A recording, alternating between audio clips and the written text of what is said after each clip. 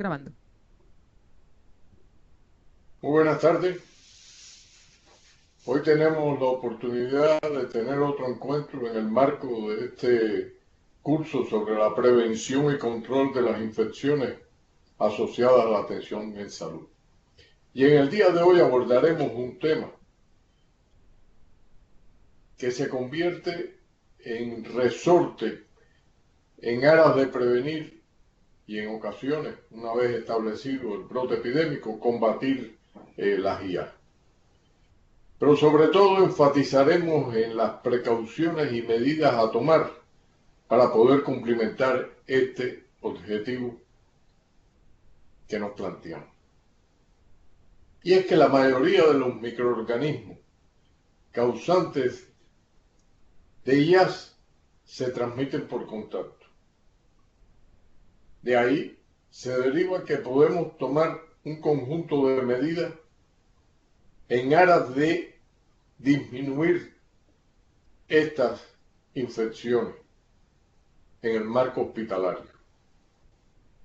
Y dentro de las medidas más conocidas encontramos aquellas relacionadas con los procesos de desinfección y esterilización, el control y disposición de residuales, el uso adecuado del arsenal terapéutico, que fue objeto de atención en días pasados cuando abordábamos lo referente a la resistencia microbiana.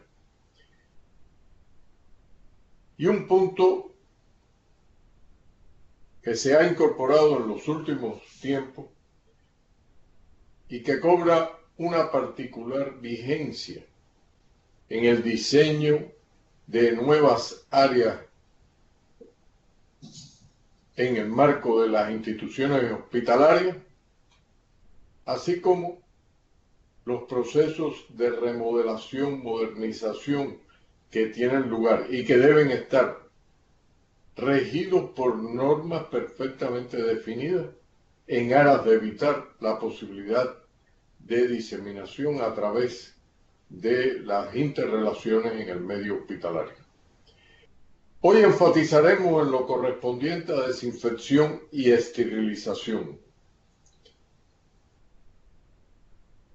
que se convierte en un elemento crítico si queremos interrumpir la cadena de infección. En otros términos, en cada uno de estos pasos podemos influir mediante medidas simples y sencillas en aras de evitar el establecimiento de brotes epidémicos relacionados con las IA.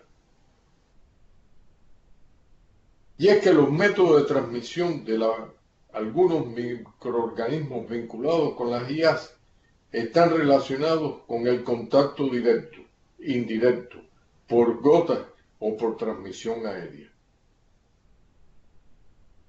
Enfatizo aquí que muchos de ellos son microorganismos que circulan en nuestros medios hospitalarios.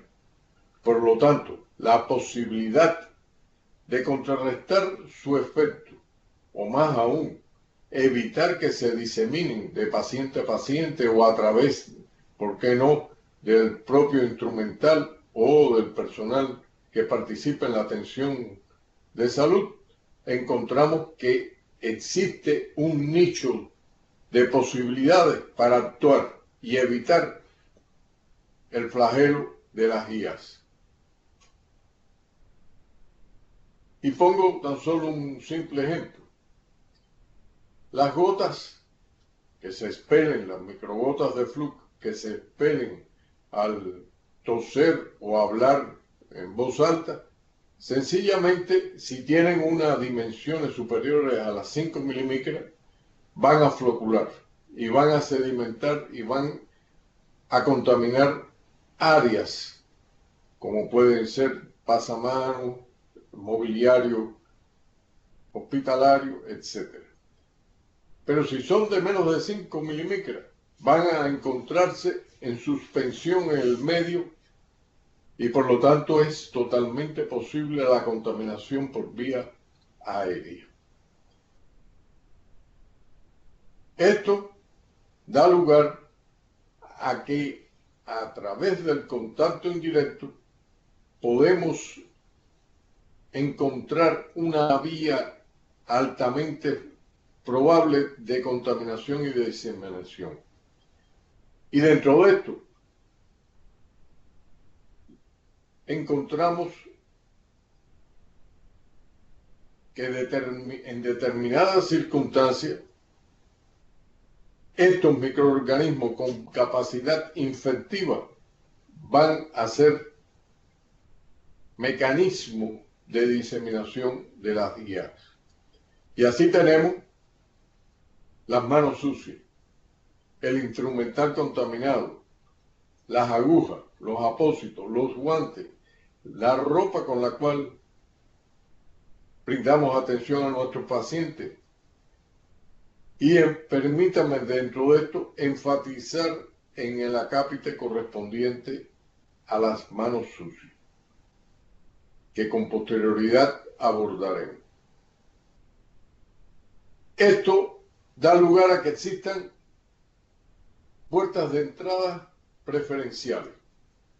Nos referimos al tracto respiratorio, es el caso de la microgota, al tracto genitourinario, el cateterismo, la manipulación, al tracto gastrointestinal, la mala manipulación de alimentos, la piel y mucosa, como veíamos con anterioridad por el contacto directo o indirecto del personal médico o del contacto de paciente a paciente o de las propias visitas que recibe el paciente en un momento determinado. Ni hablar tenemos del espectro correspondiente a los procedimientos invasivos y quirúrgicos que se amplía de forma protagónica en el desarrollo de las IAS. Y en este apretado cuadro les brindamos la información de cuáles son los microorganismos más frecuentes cuando se trata de infecciones del tracto urinario, del campo operatorio, diseminadas a través del torrente sanguíneo, de la ventilación mecánica, las infecciones gastrointestinales, infecciones puerperales y las infecciones correspondientes al sistema nervioso central. Fíjense que en el tracto urinario predominan fundamentalmente Klebsiella y Escherichia coli, junto a la Pseudomonas aeruginosa, que va a estar prácticamente omnipresente en todos los procesos en los cuales podemos encontrar que se anide el desarrollo potencial de infecciones en el medio hospitalario. La Escherichia coli ocupa un lugar preferencial en el caso de las infecciones en el transcurso del parto. Y en el caso de las gastrointestinales, ocupa el primer lugar y un sitio de elección los cuadros diarreicos ocasionados por rotavirus. Así las cosas, encontramos que las IAS más frecuentes están relacionadas justamente con estos procederes, sistemas o mecanismos. Nos referimos a la infección del tracto urinario, la neumonía asociada o no a la ventilación mecánica, la infección del campo operatorio, la bacteriemia o septicemia, las infecciones gastrointestinales. Y de hecho, retomando el tema del lavado de manos, esta simple medida tiene un potencial extraordinario para evitar la diseminación de IAS. Y con el lavado de manos todos sabemos que se trata de remover la flora transitoria y reducir la flora residente. ¿Cuál es el propósito esencial? Disminuir el riesgo de transmitir los agentes infecciosos a personas susceptibles. Pero ¿qué efecto tiene esto? Si evaluamos como es el caso, la flora que se encuentran en los baños de los hospitales, encontramos que el 47% de los aislamientos se corresponden con microorganismos del tracto gastrointestinal. Comentario innecesario. Tracto urinario, la piel, el aire, que se convierten en los elementos fundamentales. Véase, Escherichia coli, Streptococcus fecalis, el protio, el Actinobacter, los estafilococos y la pseudomonas. Y aquí permítanme introducir una anécdota. En determinado momento se publicó un artículo que rápidamente fue retirado de la circulación. Tuve el aquello de poder acceder a él en su fuente original y ciertamente estaba relacionado con una cámara oculta que habían ubicado en un baño de un prestigioso hospital de Norteamérica. Y el hecho cierto, que por esa misma razón fue retirado, por invasión de la privacidad, se le preguntaba en una encuesta activa al personal cuando salía del baño si se habían tomado las medidas de higienización de las manos, y en el orden de más del 60% respondían que sí. Sin embargo, la verdad de la cámara oculta dirigida hacia el área de higienización de manos, a los lavamanos, pues sencillamente arrojaba que en el orden del 52% eran los que realmente habían cumplimentado esta medida. Moraleja, el hecho cierto es que esta fuente se convierte en un elemento de extraordinarias potencialidades y tan solo cumplir con lo establecido contribuiría a mitigar de forma importante el establecimiento de las IAS en nuestro medio. Si a esto le sumamos la posibilidad de utilizar agentes que en su función de antiséptico, como puede ser el jabón antimicrobiano o los geles desinfectantes para manos, nos permitirían contribuir de forma importante a eliminar los microorganismos que portamos en las manos. Mención aparte, por supuesto, reclama el tratamiento de preparación para cirugía, que por suerte es fielmente cumplido en la mayoría de los casos. Aquí les traemos el efecto de diferentes agentes. El agua y jabón solamente disminuyen un 2% los microorganismos presentes en el medio. Pero si nos fijamos bien, el yodo,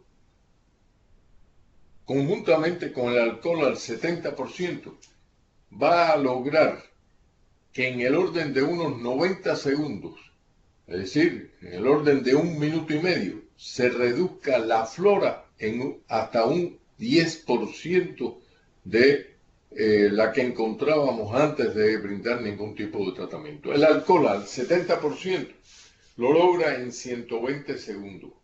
Y esto nos da una idea de que las medidas de antisepsia complementarias del uso de agentes antisépticos, como es el alcohol o halógeno combinados con alcohol al 70%, y aquí me recuerdo el decir de Martin Frobisher en su trabajo proverbial de los años 50, pero que no ha perdido ninguna vigencia, que el uso del alcohol se convierte en un arma, una herramienta fundamental en el trabajo de laboratorio y en el medio hospitalario.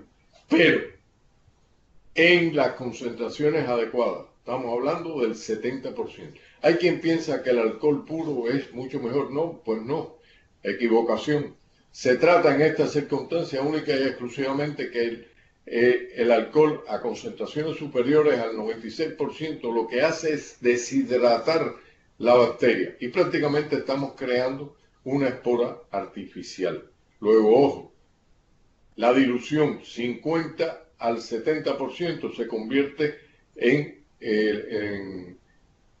la concentración de trabajo. Y aquí justificamos el papel de los geles, la espuma, las soluciones líquidas utilizadas en la aplicación a las manos, el común hand sanitizer, que tiene un efecto extraordinariamente positivo y que defendemos a ultranza, porque es muy fácil incorporarlo en las medidas que utiliza el personal sanitario, fundamentalmente dado por sus ingredientes activos, derivados alcohólicos, todos ellos, menos el caso de la iodopovidona, que al fin de cuentas es un halógeno de alta eficacia. Y la higiene de manos es tan eficiente como el lavado con agua y jabón. Esto, por lo tanto, permite que sea de fácil uso, de fácil implementación y de gran aceptación en el personal, incluso entre paciente y paciente. ¿En qué condiciones está indicado el lavado con agua y jabón? Cuando iniciamos la jornada de trabajo, procedemos del medio externo, es decir, fuera del medio hospitalario, después de retirarse los guantes, de haber manipulado una muestra, un paciente o haber hecho algún proceder médico. Obviamente, después de haber estado en contacto con secreciones o excreciones del paciente, y en este caso es recomendable el arrastre mecánico antes de hacer uso de los métodos de desinfección. Frente a manos visiblemente sucias y después de atender a un paciente con una enfermedad infectocontagiosa. Por lo tanto, la higiene de manos se convierte en un elemento crítico en el desarrollo de las medidas de precaución y para evitar el desarrollo de un brote de IAS. El uso de los equipos de protección personal, véase guantes, la protección facial, los delantales, en pocas ocasiones bien aceptado, algo que todos los médicos le tememos. Mención aparte merecen los cirujanos, que nos referimos a los pinchazos, cortes u otras lesiones. En cierta ocasión leí que un cirujano de promedio recibía aproximadamente en el orden de un par de cortes como consecuencia de su actuación. Esto no quita que puede ser que no suceda en algunas circunstancias, pero en otras todos conocemos que sucede, y quien no se ha dado un corte o se ha pinchado en algún procedimiento. Algo que no debemos olvidar y que debemos educar a nuestros pacientes es en los buenos hábitos al toser o estornudar, y la higiene y desinfección de ropas y locales. Esta última, no menos despreciable, que está todo perfectamente establecido de cómo proceder, pero en muchas ocasiones se viola. La esterilización y desinfección para la prevención de las IAS tienen como propósito esencial eliminar o disminuir la carga de microorganismos a las cuales nos enfrentamos en el medio hospitalario. Y esta puede estar en materiales, en las propias instalaciones, en el personal que participamos en la atención al paciente, en el propio paciente, en los acompañantes, en las visitas eventuales y en definitiva en todos aquellos que de una forma u otra accedemos a las instituciones hospitalarias. Y de hecho, en esta diapositiva les traemos un aspecto fundamental a considerar. ¿Cuál es la susceptibilidad de los diferentes microorganismos a la acción de los agentes que utilicemos en la esterilización o desinfección? Si nos enfocamos en un orden de mayor resistencia a menor resistencia, encontramos que los priones, véase, el caso más reciente, el de las vacas locas, seguido de las esporas bacterianas, las micobacterias, y yo diría en general los actinomicetales por sus características estructurales de la pared bacteriana, que durante mucho tiempo fue objeto de litigio, si debían ser consideradas como bacterias o no, la formación de esporas de hongo, los virus pequeños, bacterias vegetativas, hasta los más susceptibles, los virus medianos. Esto lo podemos exponer en esta expresión gráfica donde estamos ploteando en escala logarítmica el número de microorganismos. Y aquí la dosis de los agentes físicos o químicos que utilicemos en la desinfección. Y fíjense que para disminuir en un orden logarítmico nos hace falta incrementar una dosis que se convierte en el llamado factor D, que es el tiempo de reducción decimal. En otros términos, cuando usted encuentra que hace falta dos valores de este indicador D para lograr disminuir la carga total de microorganismos, se encuentra usted disminuyendo en dos órdenes logarítmicos, en un orden logarítmico, perdón, a pesar de que esté aplicando dos veces la dosis requerida. Esto es de uso frecuente, sobre todo en las condiciones de evaluación de nuevos agentes químicos a utilizar o implementar su uso en el tratamiento como desinfectante. Y aquí sobreviene, por lo tanto, de forma imperativa la necesidad de establecer las diferencias entre desinfección y esterilización. Por desinfección encontramos que se elimina la mayoría de los microorganismos, exceptuando las esporas. En tanto, en esterilización se eliminan todos los microorganismos presentes, incluyendo esporas y bacterias termoresistentes. Y en la esterilización se debe incluir agentes químicos y agentes físicos que se utilicen con tal propósito. Así tenemos que como desinfectantes se consideran aquellos productos químicos o físicos, tales como calor, luz, ultravioleta, ondas ultrasónicas, radiación, entre otros, que se aplican en la desinfección. Y habitualmente se utilizan tan solo en objetos inanimados, es decir, no son de uso en seres vivos. En tanto, los antisépticos sí se utilizan en seres vivos y es aceptado que se apliquen en la superficie de la piel y en membranas mucosas, por cuanto su acción es fundamentalmente en el medio externo, es decir, en las envolturas que fundamentalmente encontramos estructuradas en los seres vivos. Así las cosas, podemos contemplar que la esterilización tiene dos expresiones críticas: los métodos físicos y los métodos químicos.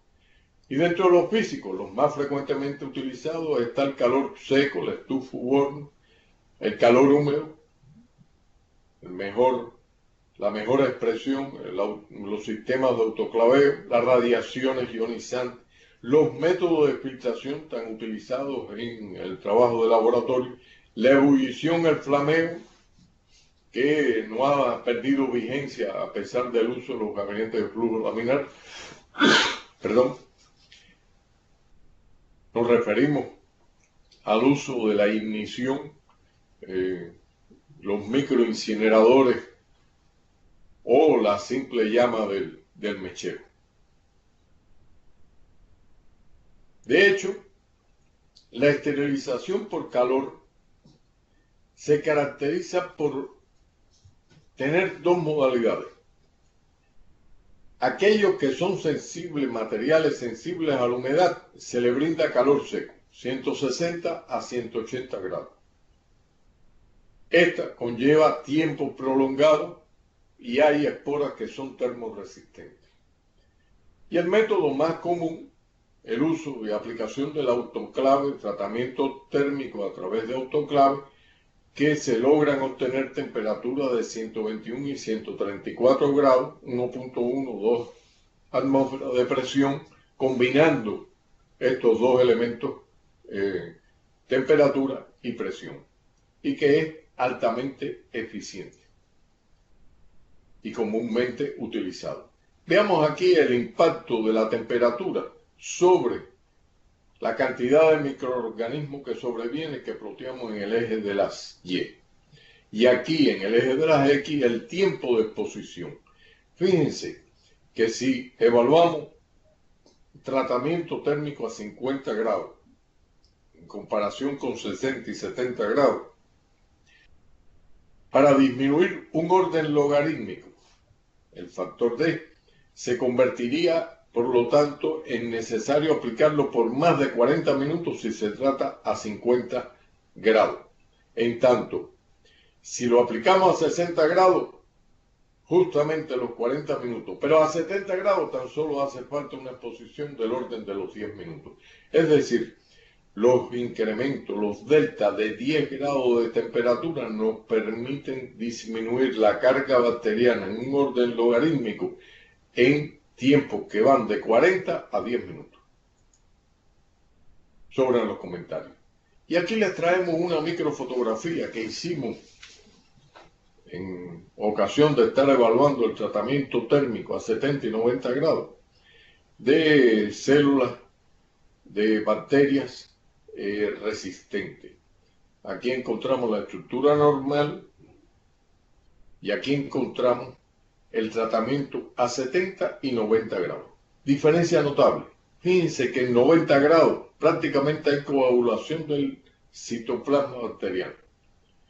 En tanto, a los 70 grados, la posibilidad de penetración durante más tiempo, por cuanto hay menor temperatura, da lugar a que se afecte incluso las estructuras fundamentales del microorganismo y exista borramiento de la arquitectura celular.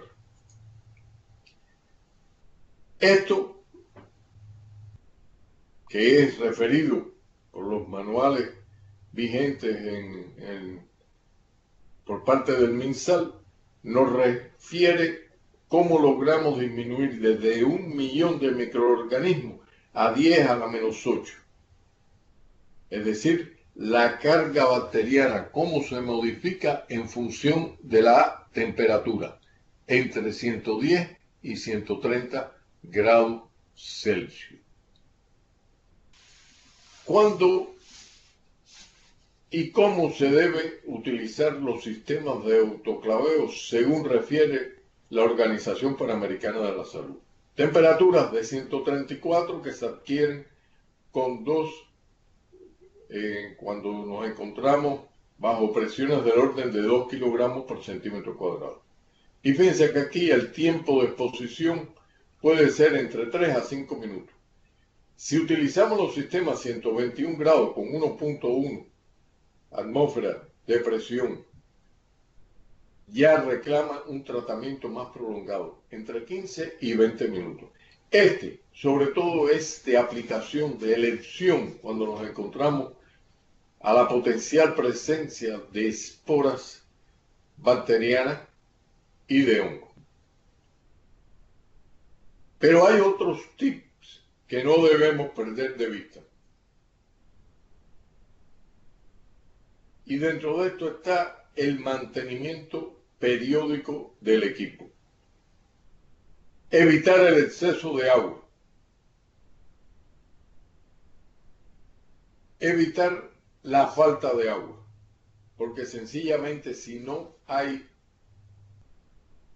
condiciones de humedad aceptables, las posibilidades de penetración al medio intracelular son pobres y por lo tanto estamos creando artificialmente la posibilidad de encontrar, como veíamos con anterioridad, la diferencia de la acción entre 70 y 90 grados nos da el hecho de que exista coagulación de las proteínas citoplasmáticas y por lo tanto se puede preservar las estructuras de ADN que a fin de cuentas son el elemento fundamental en la multiplicación celular.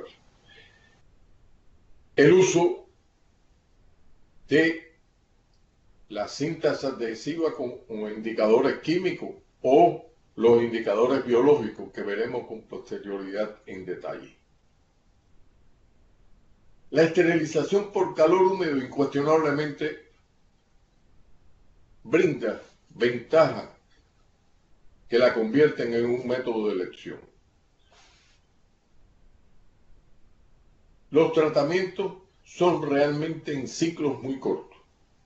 Se logra buena penetración del calor y permite su aplicación en algodón, en objetos de goma y otros materiales, incluyendo el material quirúrgico, el instrumental quirúrgico. ¿Qué desventajas encontramos? Los instrumentos cortantes pierden filo y se produce corrosión del instrumental. Ojo, ningún derivado del petróleo debe ser utilizado. Grasas, aceite, vaselina, todos potencialmente pueden combustionar en estas circunstancias. ¿Cuáles son los materiales de elección? Los guantes por 15 minutos, las sondas de látex exactamente igual, los frascos de vidrio, el agua, la jeringa, las bandejas, los equipos de transfusión, los paquetes de maternidad, la ropa, las torundas, el paquete quirúrgico y los instrumentales de acero inoxidable. Sin lugar a dudas, abarca prácticamente todo el universo de trabajo del medio hospitalario. ¿Cuáles son las características esenciales que diferencian al calor seco? Este actúa deshidratando la célula. Y esto da lugar, como hemos ya apreciado, a que se pueden formar esporas artificiales. Sin embargo, una hora a 160 grados da cierta garantía de que se eliminen las esporas. Retomamos el calor al rojo vivo, el flameo, por cuanto este alcanza temperaturas muy superiores a los 100 grados. Por lo tanto, elimina prácticamente cualquier residuo material, incluyendo microorganismos. ¿Cuáles son las recomendaciones que podemos tomar como referencia para la aplicación del calor seco? No se debe abrir la estufa, por cuanto esos deltas de temperatura, esos cambios bruscos de temperatura, modifican esencialmente la eficiencia de esto. Los paquetes no deben ser voluminosos, no podemos poner tejidos, algodón o gasa. Los indicadores de esterilización, realmente los de naturaleza química no podemos en la mayoría de los casos utilizarlos, y las cintas adhesivas son extraordinariamente variables por cuando se crean corrientes de convección dentro de la estufa, y esto da lugar a que se pueda obviar con el resultado de la cinta adhesiva el verdadero resultado de qué ha sucedido con este tratamiento térmico. ¿Qué ventajas tiene? Es un método efectivo y seguro para esterilizar objetos metálicos y de vidrio. No oxida o corroe y los bordes cortantes no pierden el filo. Desventaja: ciclo largo y provoca el daño o la destrucción de los elementos termolares. A nadie se le ocurre desinfectar, esterilizar una sonda con calor seco. Esto da lugar a que existan materiales preferenciales en los cuales se puede aplicar el aire caliente. Véase, todos aquellos conformados por vidrio, las jeringas de cristal, los polvos, las sustancias oleosas, y de esta forma podemos incluso eliminar las esporas presentes. Mención aparte merece las radiaciones ionizantes, y en particular los rayos gamma, que son extraordinariamente eficientes, pero en paralelo extraordinariamente costosos, lo que limita su aplicación. En muchas ocasiones, en los materiales de trasplante, es aconsejable hacer uso de estos sistemas. Los rayos beta tienen menor capacidad de penetración y por lo tanto son mucho menos eficientes. También son altamente costosos. Las radiaciones ultravioletas son únicas y exclusivamente para garantizar y mantener la esterilidad del medio ambiente circundante, fundamentalmente en los salones de cirugía o en las áreas de laboratorio en las cuales se trabaja con material estéril. No son aconsejables por todos los efectos secundarios que todos conocemos, fundamentalmente su impacto en la visión del personal involucrado o del propio paciente, dado el caso que estos se encuentren dirigidos hacia el área de la vista del personal médico o de los pacientes. El óxido de etileno es de los gases el de elección. Actúa a temperatura ambiente, tiene un alto poder de penetración y fundamentalmente lo que va a dar lugar es a la modificación de la estructura de la pared bacteriana. ¿Qué ventaja tiene? Alta capacidad de penetración, no ocasiona modificaciones sensibles al calor de los materiales a utilizar, véase que, como por ejemplo todo el material de plástico. Tiene un largo tiempo de validez como método de esterilización, incluso en tiempo extraordinariamente prolongado, del orden de los años. ¿Qué desventaja tiene? Consume mucho tiempo, entre 10 a 16 horas. Es tóxico por sus potencialidades como agente mutagénico y carcinogénico. Es altamente inflamable y es muy costoso. Con todas estas desventajas, el óxido de etileno prácticamente queda limitado, restringido su uso al material plástico de uso y fundamentalmente cuando este es de carácter desechable. El peróxido de hidrógeno. No nos referimos al ancestral peróxido de hidrógeno, agua oxigenada. Nos referimos a una nueva expresión en forma de plasma, que por su característica física obviamente no es ni sólido, ni líquido, ni gas. Este se utiliza como alternativa al óxido de etileno. Problema crítico, su alto costo. Es impresionante el costo del equipamiento y esto limita extraordinariamente sus posibilidades de uso y su gran eficiencia, por cuanto le estamos hablando de mecanismos de oxidación enérgico que modifican la estructura del microorganismo, limitando por lo tanto sus posibilidades de viabilidad. Acerquémonos ahora a los agentes químicos que se utilizan para la esterilización en frío. Dentro de esto, el glutaraldehído al 2% durante 10 horas. Problema, su costo. El formaldehído, ancestralmente utilizado en áreas de laboratorio, incluso en la conservación de cadáveres en un momento dado. El peróxido de hidrógeno al 6%, ojo avisor. En cierta ocasión fui testigo presencial de cómo una gota de peróxido de hidrógeno al 6% penetraba la bota de uno de los operadores de una planta de producción de desinfectantes y ciertamente es de armas tomar. Ojo avisor con el uso del peróxido de hidrógeno. El ácido peracético, que se puede utilizar entre el 0,2 al 30%, fundamentalmente de uso en áreas de laboratorio. Se utiliza mucho en las áreas de los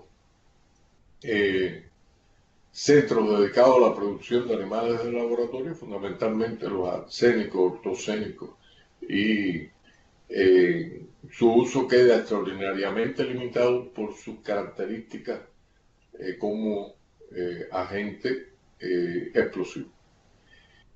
El hipoclorito de sodio calcio, desde Semmelweis a la fecha, no ha sido superado por nada. Ya retomaremos con posterioridad para evidenciar algunas verdades acerca del uso del hipoclorito de sodio. Los agentes químicos usados en la esterilización de desinfección evidencian sus virtudes por su acción bactericida, virucida, fungicida y esporicida. Es decir, se convierten en verdaderos agentes esterilizantes. Aquí les traigo una gráfica de un trabajo que hicimos frente a Mycobacteria actinomicetal en general, formas clostridiales, donde evaluábamos el efecto del cloruro de benzalconio, un agente químico frecuentemente utilizado, el dicloruro de benzilmetilamonio, que se ha aplicado durante años en el tratamiento, por ejemplo, de sondas, el instrumental para la broncoscopía, para la esofagoscopía. Y aquí tenemos la acción del hipoclorito de sodio frente a diferentes concentraciones en el eje de las X, y aquí el hidróxido de sodio, usado fundamentalmente en la desinfección de algunas instalaciones, fundamentalmente de explotación pecuaria. Y véase cómo el cloruro de benzalconio se logra eficiencia, pero en periodos de tiempo extraordinariamente prolongados, muy por encima de las 16 horas. En tanto, el hipoclorito es de elección. En tiempos cortos y en concentraciones bajas se logra incluso el 100% para eliminar totalmente la presencia de microorganismos presentes en el medio. El hidróxido de sodio obviamente no es de elección. Con altas concentraciones que conllevan el deterioro de las instalaciones y periodos de tiempo extraordinariamente prolongados, solo logran disminuir en un 50% la presencia de los agentes potencialmente como contaminantes.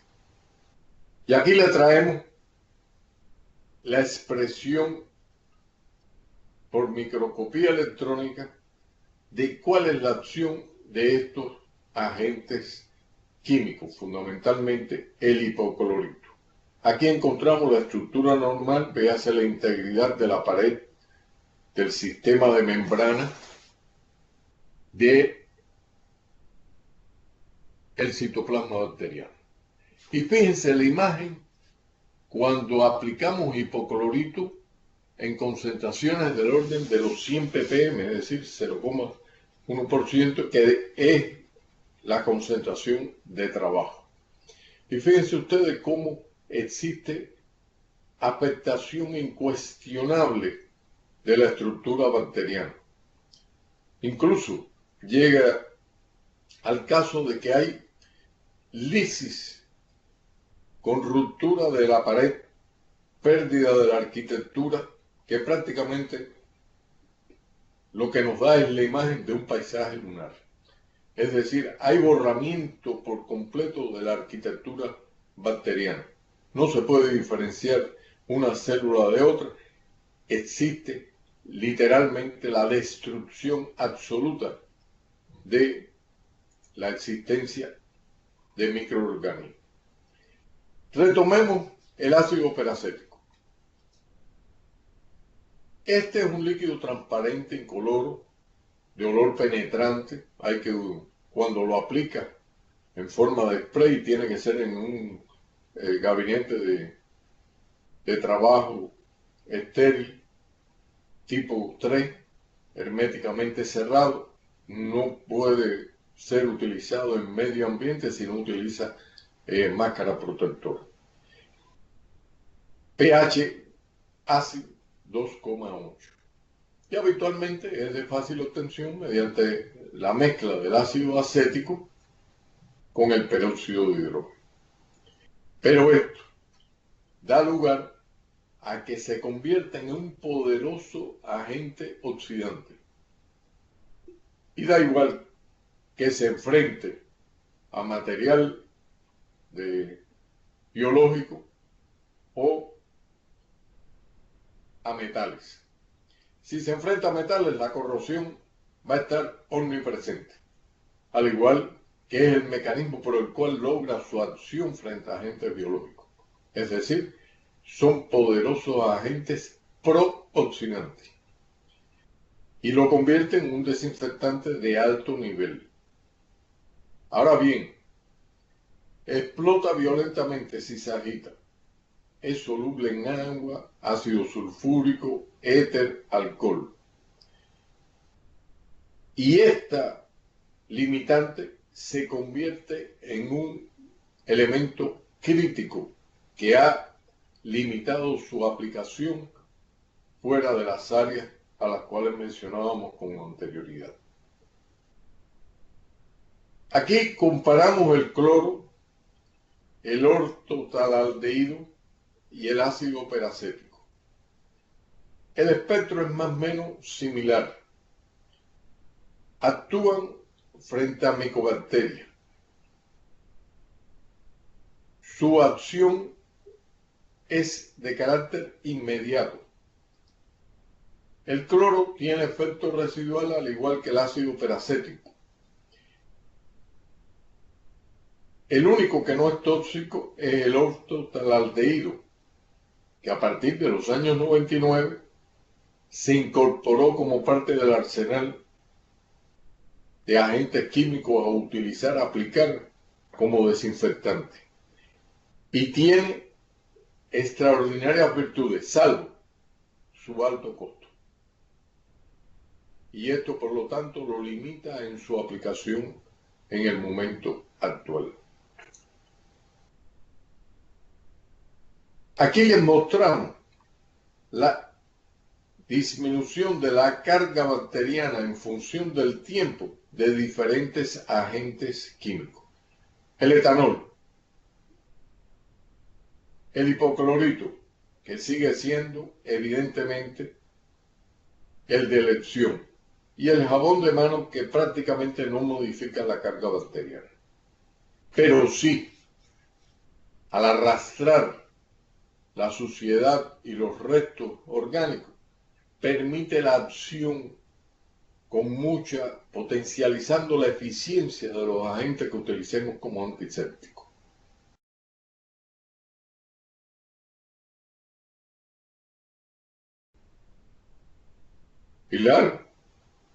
Pilar, se paró la... Hola. Ya, no es que se había parado la grabación. Vale. Esto nos permite clasificar, por lo tanto, los agentes desinfectantes en alto nivel, intermedio y bajo nivel. Los agentes de alto nivel, como pueden ser el glutaraldehído, el peracético, el hipoclorito, el peróxido de hidrógeno o el formaldehído, eliminan la forma vegetativa, no destruyen los priones, pero sí interactúa con las esporas. Los de nivel intermedio justamente hace la diferencia al que no actúan sobre esporas y priones. Y aquí tenemos los fenoles, la acetimida, el cloruro de benzalconio. Y los de bajo nivel, fundamentalmente centrados en las sales de amonio cuaternario, de los cuales forma parte el cloruro de benzalconio, eliminan algunas bacterias vegetativas, no todas, y algunos virus y hongo, y no tienen acción alguna sobre las esporas. Así las cosas, encontramos que el cloruro de benzalconio, al cual hemos venido mencionando con anterioridad, actúa en función de su estructura química, de naturaleza anfipática, es decir, una estructura que es hidrófoba y una parte radicálica que es hidrofílica. Esto le permite que sea soluble en agua, pero también le permite entrar en interacción con las estructuras lipídicas, fundamentalmente de la membrana celular, que es la diana sobre la cual va a actuar. Es decir, por sus características de posibilidades de interacción con lípidos, como todos sabemos, las membranas celulares ricas en lípidos son susceptibles de la incorporación de este y fundamentalmente, por lo tanto, actúa desacoplando los mecanismos de fosforilación oxidativa que radican justamente en estas estructuras de membrana. Esto lo hace, como recordamos, mencionábamos que las bacterias gram positivas tienen una pared más gruesa pero más simple, a diferencia de la pared de las gram negativas, que son más finas pero más complejas en su composición. Así las cosas, les mostramos en esta microfotografía la estructura del septo y la integridad de la membrana que acompaña al septo bacteriano, como parte de la pared bacteriana. Fíjense ustedes el tratamiento con cloruro de benzalconio en concentraciones de trabajo, las mismas que utilizamos en el tratamiento fundamentalmente a los sondas y el instrumental de médico, y podemos apreciar cómo existe una retracción del citoplasma, cómo se mantiene la integridad de la pared, pero hay borramiento de el sistema de membrana de la bacteria, dando lugar a que éste penetre. La retracción del citoplasma se corresponde justamente por la pérdida de agua y de sales al modificar el equilibrio del sistema de membrana de las bacterias. Y aquí un resumen de diferentes agentes que se comercializan y que a fin de cuentas es cloruro de benzalconio. Y así encontramos que es eficaz frente a pseudomonas, al bacilo subtil y altamente eficaz, algunas formas de hongo, e incluso es muy eficaz frente a algunas algas.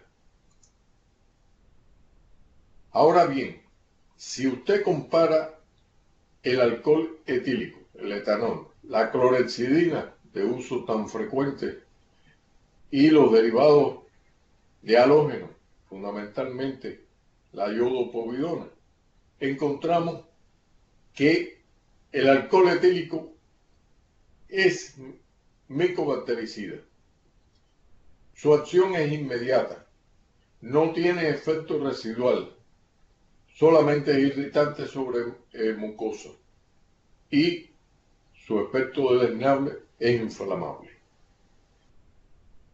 Pero es de todos estos el más económico, por cuanto la clorhexidina no actúa frente a micobacterias, tiene un efecto residual durante 6 horas, pero a un alto costo. En tanto, la iodopovidona actúa sobre bacterias y virus, no sobre micobacterias, efecto inmediato, y tiene un efecto residual, fundamentalmente su olor, que lo hace que se considere intermedio. Si evaluamos los diferentes agentes fundamentalmente derivados aldehídicos, podemos contemplar su aplicación, y esta es esencialmente en los endoscopios y en los medios hospitalarios. Diferencia notable cuando nos acercamos a evaluar la eficiencia. Cloruro de benzalconio, el hipoclorito y el glutaraldehído. Sin lugar a dudas, el cloruro de benzalconio es el menos eficiente. El hipoclorito y el glutaraldehído tienen una acción que podemos calificar de similar al comparar las medianas de población bacteriana que se mantiene en función del tiempo y frente a una carga estable. Es decir, no encontramos diferencia entre el glutaraldehído, la aplicación del glutaraldehído con relación al hipoclorito. Pero, no hay la menor duda que la elección del hipoclorito es de carácter mayúsculo cuando comparamos los precios de un agente contra el otro. Frente al VIH, las posibilidades de uso de diferentes agentes nos dan nuevamente a elegir el hipoclorito. El alcohol en segunda instancia. Y por último, los derivados de las sales de amonio cuaternario. Y esto única y exclusivamente como acercamiento a otras posibilidades en el caso de aplicación. En el caso de los lentes de contacto, la clorhexidina.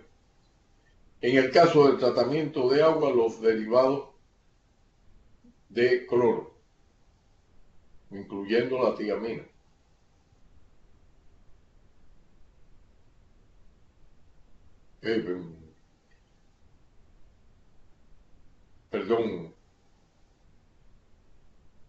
Los derivados de cloro, fundamentalmente en forma de gas, tal y como se aplica en las redes de suministro de agua pública. En el caso de la endoscopía, el ácido peracético es posible aplicarlo, con todas las desventajas, su alto costo, su carácter inflamable, lo que lo convierten en serios limitantes. Los fenoles son altamente irritantes, por lo tanto, la elección queda restringida al peróxido de hidrógeno y a las sales de amonio cuaternario. En el medio hospitalario podemos utilizar cualquiera de ellos, así como en la superficie. Esto, por lo tanto, nos abre un diapasón de aplicaciones extraordinariamente promisorio en función de que los agentes desinfectantes los podamos utilizar en el momento adecuado, prácticamente para todos los propósitos de desinfección, para evitar o prevenir el desarrollo de IA. Los factores que afectan fundamentalmente la desinfección es la carga de materia orgánica. Y esto da lugar a que sea imprescindible, en primer lugar, eliminar todas las posibilidades de contaminación de las superficies de los instrumentos. Es decir, la limpieza se convierte en un elemento crítico a tener en cuenta. Eliminar, en primer lugar, restos de sangre, de secreciones, excreciones de los pacientes y con posterioridad aplicarle los agentes de desinfección. Hay que tener en cuenta la resistencia de los microorganismos, por eso hemos venido insistiendo en esta perfil, en esta vertiente de este tema y en la concentración idónea a utilizar, que la hemos señalado de forma exhaustiva en los materiales de texto que le hemos brindado.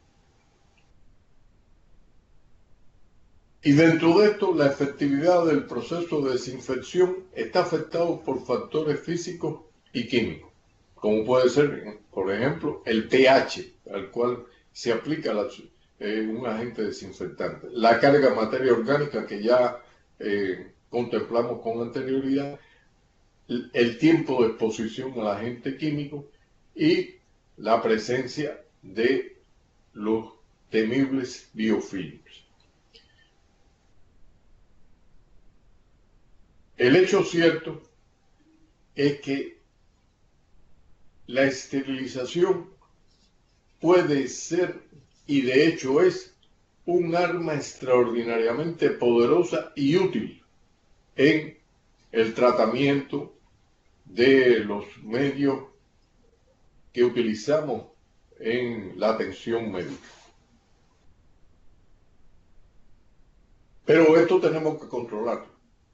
¿Y cómo podemos controlar la eficacia de la esterilización?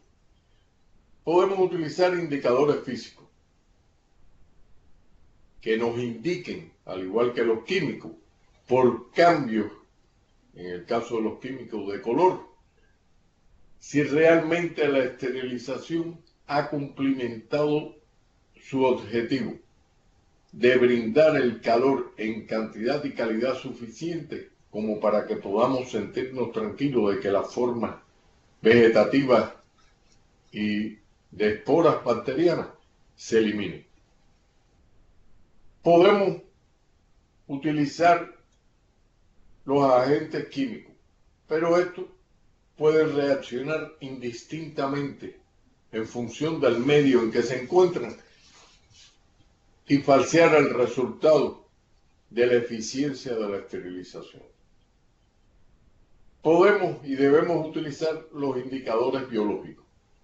Y dentro de esto, el Bacillus Steatothermophilus, que es el más idóneo, el más utilizado ancestralmente y que en el momento actual mantiene su vigencia. Si no crece el Bacillus, estamos en presencia de un proceder de esterilización eficiente, aceptable. Y esto se une a un nuevo indicador de la eficiencia de la esterilización, y es lo que se reconoce como trazabilidad.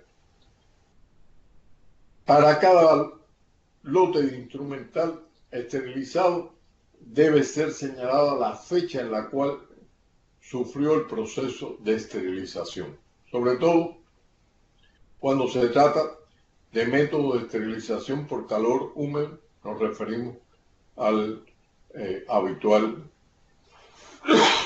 autoclaveo.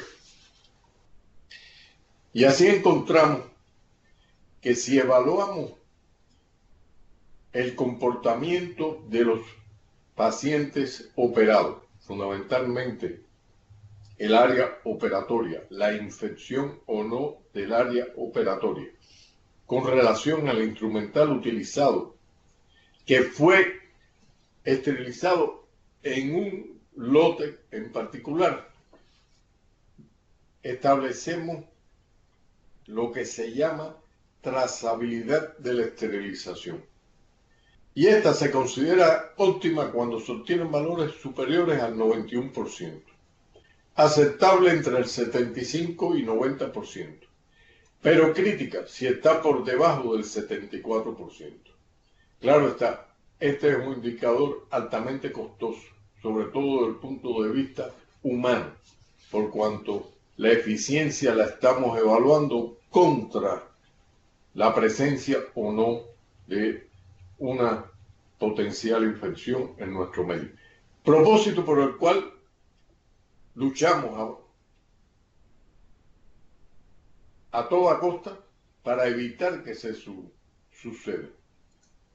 Por cuanto lo que sí es cierto, y hemos tratado de evidenciar a lo largo y ancho de este encuentro, es que una proporción significativa de las infecciones que se desarrollan en la atención de salud se pueden prevenir con medidas conocidas. Muchas gracias.